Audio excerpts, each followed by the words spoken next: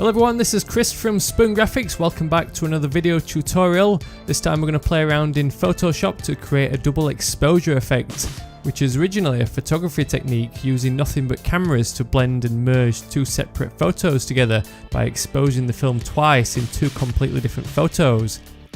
The style of this effect has also become popular with digital artists who can use Photoshop to mimic the double exposure effect to create a surreal image.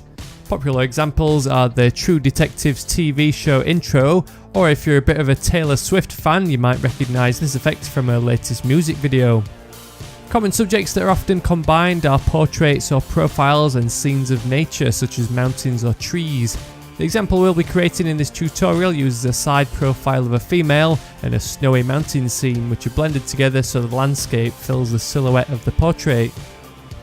So begin by opening up your chosen portrait image in Photoshop. Ideally the image will have a nice clean solid colour or white background like this. I'm lucky enough to have a Shutterstock subscription, but you can also find some quality free images on the web. The link to all the images I've used are down in the description. First we need to separate this subject from the background. One of the quickest and easiest methods of doing this is with the channels. Find the channel with the most contrast and then duplicate it by dragging it into the new icon. Go to Image Adjustments and Levels, then move the midtones and the shadows sliders towards the right to dramatically darken the image. Go as far as you can without expanding the black outline too much, as you can see if the sliders are moved too much. Select the brush tool and set up a hard tip with a black fill, and then paint over any remaining highlights in the centre. Click on the RGB channel layer to return back to normal, then command and click on the duplicated channel to load the selection, followed by select and inverse. Return back to the layers panel and ensure the background is selected, then copy and paste the clipping onto a new layer. Fill the original background with white. Next, find a landscape image and paste it into the Photoshop document, then move it to the top of the layer stack. Command and click the thumbnail of the portrait image, then apply a layer mask to clip the landscape image.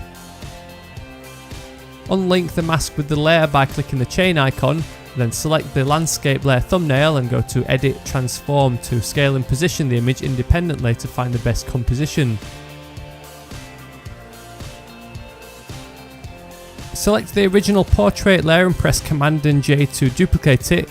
Move it to the top of the layer stack, then go to Image Adjustments and Desaturate to transform it to black and white, then change the blending mode to Multiply.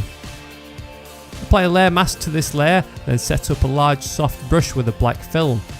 Paint around the edges of the portrait to erase away everything except the facial features. Press X to switch the colours between black and white to toggle between erasing and restoring the image to find the perfect result. Reduce the opacity of this ghostly portrait layer to around 70% so the features are just subtly visible through the landscape. Deselect the mask, then use the eyedropper to choose a colour from the image, then brighten it up by adjusting the colour picker. Fill the background layer with this colour. Paste in another copy of the landscape image, which should still be in your clipboard. Move it to the top of the layer stack and then go to Filter, Blur and Gaussian Blur and alter the radius to 250 pixels. Apply a layer mask and then erase away this layer so the portrait can be seen again, leaving a vignette style effect around the edges. Reduce the opacity of this layer so the vignette is hardly visible, but it produces some subtle changes in tone. Finish off the effect by applying a layers adjustment layer, then tweak the highlights and shadows to increase the contrast to bring out the details of the image.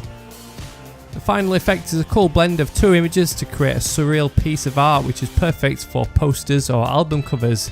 The big advantage of doing this in Photoshop as opposed to the traditional photography technique is you can experiment with different images to find the best mix.